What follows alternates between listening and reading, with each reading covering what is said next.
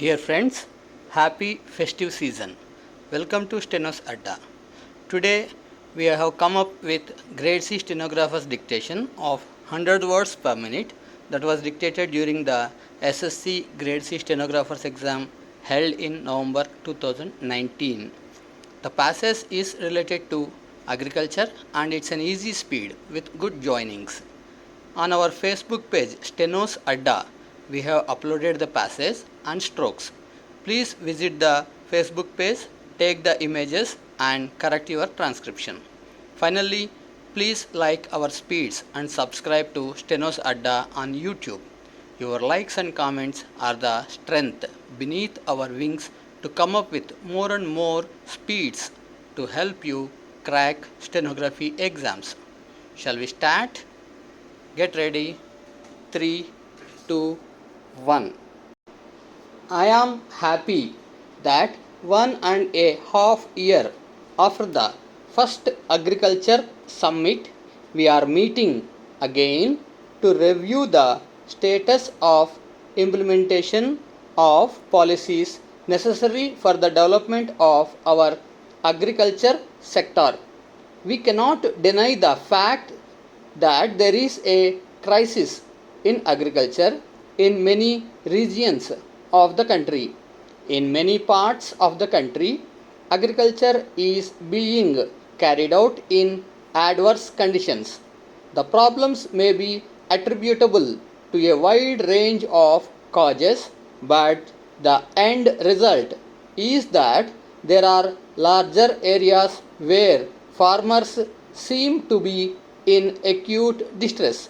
It is also a fact that in many other parts, agriculture is seeing a major transformation for the better, and the farmers in these parts are reaping the benefits of technology, irrigation, etc. Our government has succeeded in erasing the decline in public investment in the agricultural sector. We have also increased the availability of credit at reasonable rates to farmers. Short-term crop loans are now available at normal rate of interest, for which we are providing subsidized refinance from governmental institutions. However, we need more thinking on the credit front. While the financial system should do more for the credit needs of farmers, we need to raise some questions. It is necessary that we find answers to these questions in the near future. Last year, I had sought suggestions on measures to improve the institutional framework for providing long-term capital for investment in agriculture. I am afraid that we have not made much progress in this regard. I request you to apply your collective minds to this again. To overcome the situation of agricultural distress, a package has been put in place for some districts in Maharashtra, Andhra Pradesh, Karnataka and Kerala. An expert group has also been set up to look into the problems of agricultural indebtedness in its totality and suggest measures for providing relief to farmers across the country. We are setting up the National Rain-Fed Area Authority to promote knowledge-based interventions covering all aspects of agriculture in rain-fed areas. I hope this body would be able to enhance the efficiency of existing government programs and bridge the knowledge deficit in rain-fed agriculture. While we have attempted to bring about a qualitative improvement in agricultural research and extension system, I must admit that we need to do much more to improve the reach and effectiveness of rural extension services. These services were an important part of the foundation of Green Revolution. We need greater application of technology to improve farming in many crops, particularly in dryland areas. A renewed thrust has to be given to research in dryland farming with a focus on farming systems as a whole. What is needed is a sustained effort spread over a few years so that small farmers can be pulled out of their marginal existence while advanced farmers are propelled to the global platform.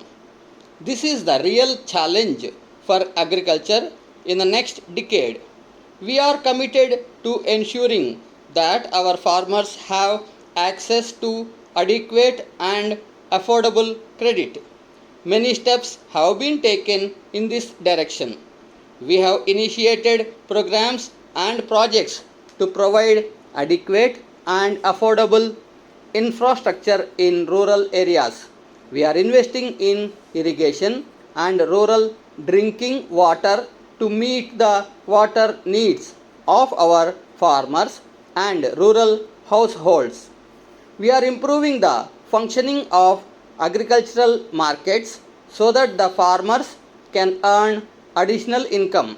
We are committed to increasing the productivity of our farms through the infusion of knowledge, modern science and technology.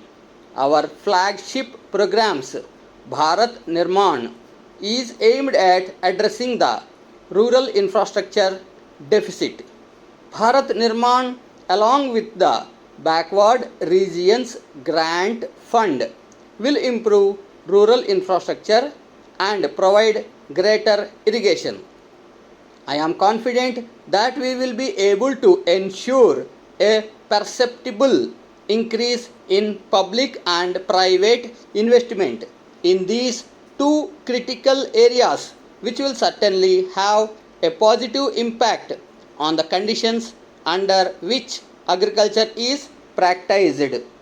Irrigation does require greater investment. We are making all out efforts to achieve a quantum leap in investments in irrigation. States too are trying their best. I do believe that the time has come for us to adopt a fundamentally new perspective on rural development and agriculture. This perspective must recognize the need for ending the rural urban divide in each of the deficits I have mentioned.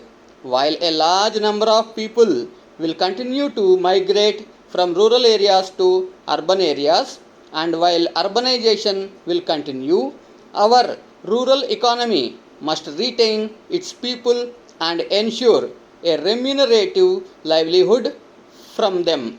A balanced development of urban and rural economies is vital for sustainable development and social and political stability. Another important challenge before us is to increase the rural income of farmers. As leaders of industry, you should be more aware of this need than most. You know very well that there is a strong correlation between agrarian prosperity and demand for manufactured goods and modern services across the country. One aspect of such development will be improved returns to investment for farmers. This we cannot grudge the farming community. We need to recognize that they need better returns for their efforts. This may hurt the middle class to a small extent, but it benefits the farmer. We need a balanced approach where we provide for the food security of the poorest sections without compromising the returns to farmers. While the government will do whatever is necessary to keep prices under check and ensure moderate rates of inflation, we cannot sacrifice the interest of the farming community. Our strategy for agricultural development must be based in improving the real incomes and the quality of life of the farming community. So far, our approach to rural development and agriculture has been incremental. We have only tried to do more and do things better. We have not sought a paradigm shift in agrarian policy and agrarian development. I sincerely hope that in future we can strike out afresh in agriculture, seeking new pathways for rural prosperity.